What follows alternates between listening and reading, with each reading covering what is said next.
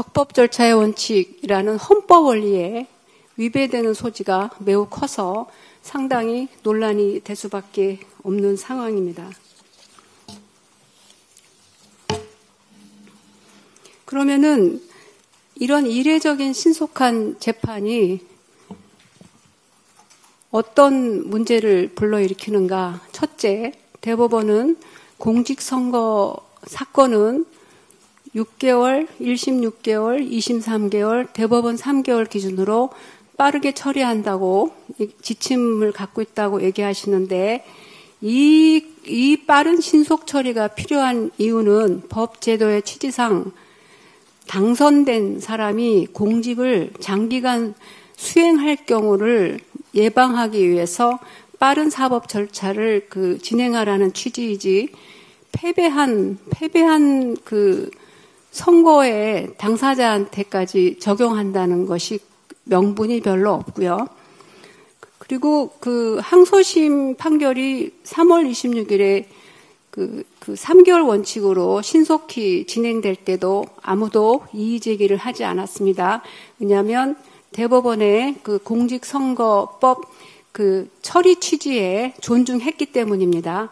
그러면은 대법원은 6월 26일까지 또 처리하겠거니 하는 법적 안정성과 절차에 대한 신뢰가 생기는 것이죠. 그런데 이것을 9일 만에 전원합의체 판결로 뒤집고 더군다나 무죄의 원심 판결을 파기환송하는 것은 비단 이재명 후보만의 불이익의 문제가 아닙니다.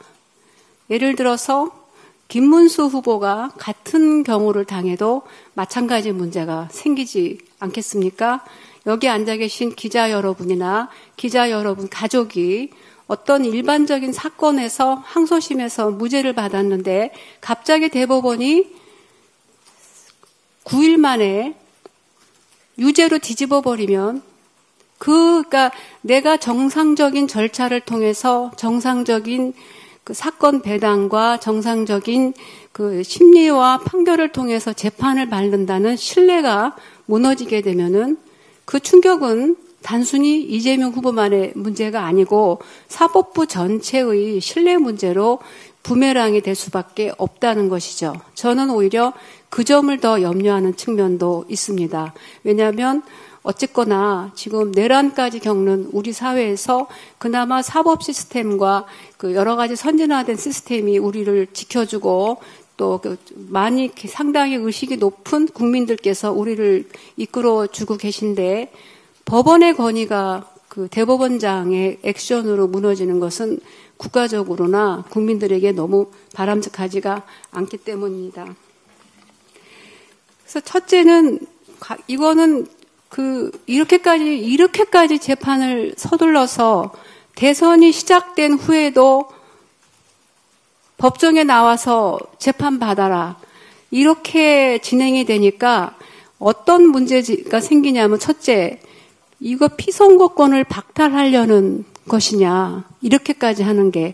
그 점에 대해서는 전문 학자들까지 나서서 대법원이 항소심이 즉시 선고하고 상고 이유서 제출 기간, 불변 기간 20일을 무시하고 유죄 확정할 우려가 있다는 의견을 내고 있기 때문에 이 부분이 상당히 국민들에게 불안감을 주고 있습니다.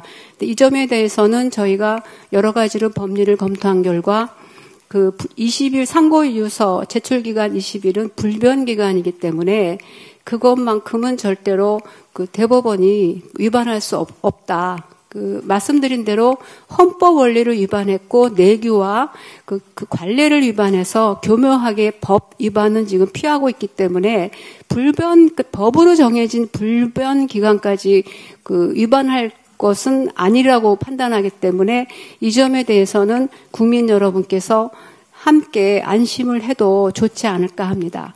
두 번째는 선거 기간 중에 이렇게 신속한 기일을 통해서 피고인의 이재명 후보에게 유죄 선고를 하려는 것이냐 이런 이제 문제 제기를 할 수가 있는 것이죠.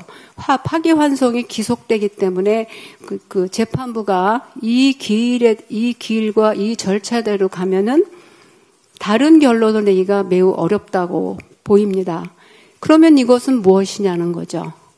선거를 며칠 앞두고 법원이 나서서 내란 종식을 주장하고 있는 제1야당 후보, 지금 국민들의 가장 많은 지지를 받고 있는 제1야당 후보에게 유죄 선고를 하겠다는 게 과연 합당한가?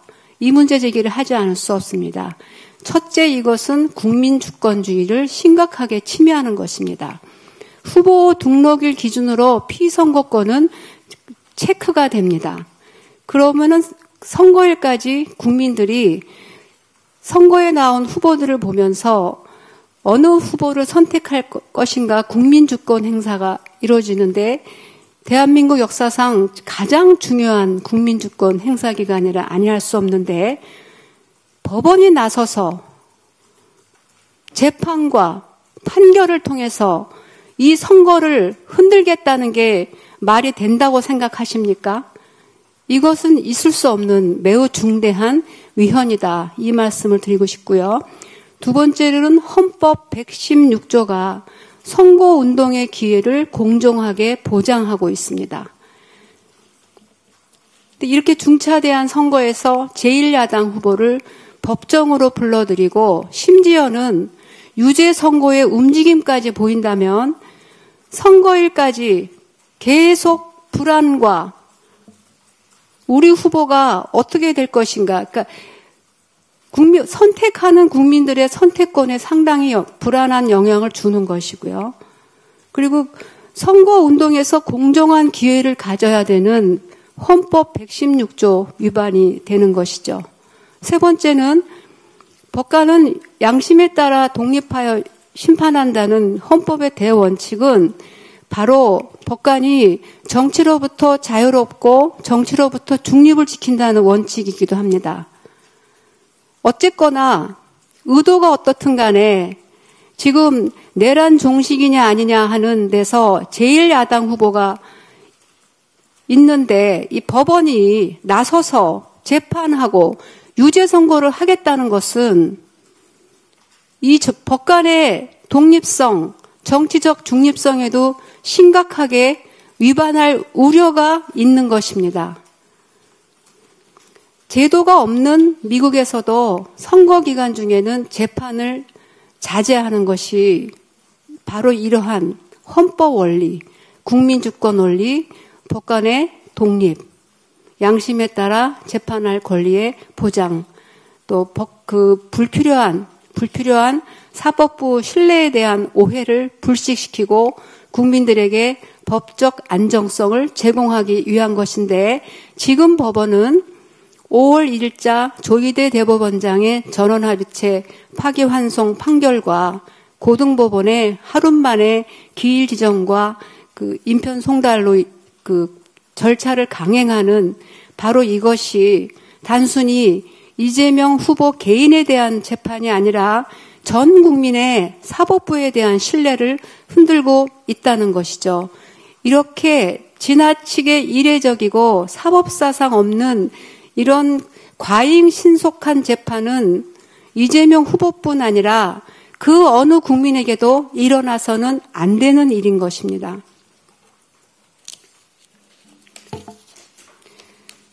결론적으로 여러 가지 대법원의 절차적 문제뿐 아니라 실체적인 문제에 대해서는 여러분의 질문을 통해서도 말씀을 드리겠지만 항소심에서 공소장 변경이 됐고 대법원이 심리를 제대로 보지 않고 판결했다는 졸속의 의심이 군데군데 지금 보이고 있고 또 이재명 후보 측에서는 상고이유서 한번 쓰지를 않았기 때문에 그리고 새로운 쟁점들이 있습니다. 제대로 다뤄지지 않은 두 개의 발언 중에서 국감장에서 국토부와 연관된 두 번째 발언은 국회의 증언 감정에 관한 법률에 먼저 적용되어야 하는 게 아니냐 하는 법리적 검토도 거쳐야 합니다.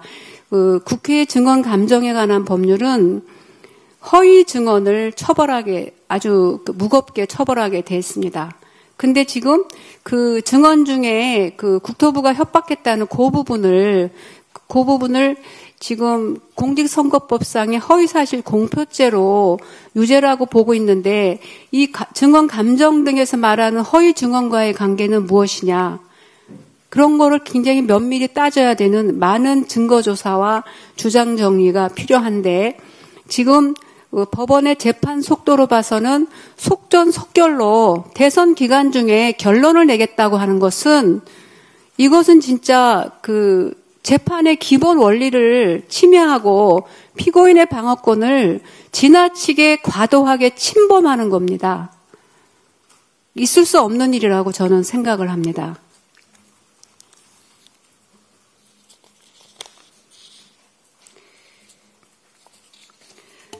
그래서 지금 항소심 판결이 진행 중인 것, 기일 지정을 5월 15일로 기일 지정을 했는데 저는 고등법원 또 재판부 판사님께 말씀을 드리고 싶습니다. 이 사건에 대한 재판은 정지돼야 합니다. 지정된 기일은 직권으로 변경하시고 법원의 권위를 위해서 또 법적 안정성을 위해서 여러 가지 헌법적 기본 원리를 법원도 우리도 함께 지키고 헌정 질서를 수호하기 위해서도 이 재판은 즉시 정지되어야 한다고 말씀을 드리고 싶습니다. 그리고 만일에 이것이 정지되지 않고 재판이 강행되고 선고가 이루어진다면 이것은 피고인의 방어권을 심각하게 침해한 위법한 판결이 될 수밖에 없을 것입니다. 그리고 법원 행정처장께서 법사위에 나와서 아까 말씀드린 그 불변기간, 상고이유서 제출기간을 위반하는 일은 절대 없을 것이라고 말씀을 하셨지만 국민들이 이 중차대한 대선을 앞두고 법원의 개입으로 인해서 매우 불안해하고 계시기 때문에 법원 행정처장 또는 대법원장을 대변하는 분께서 국회 본회의장에 나와서 해명하시고 그런 일은 없을 것이며 이 대선에 본의 아니게 재판을 통해서 개입하는 일은 없을 것이라고 명백하게 의사표시를 해주셨으면 합니다. 이상 제가 말씀드리고 나머지는 질문을 받도록 하겠습니다.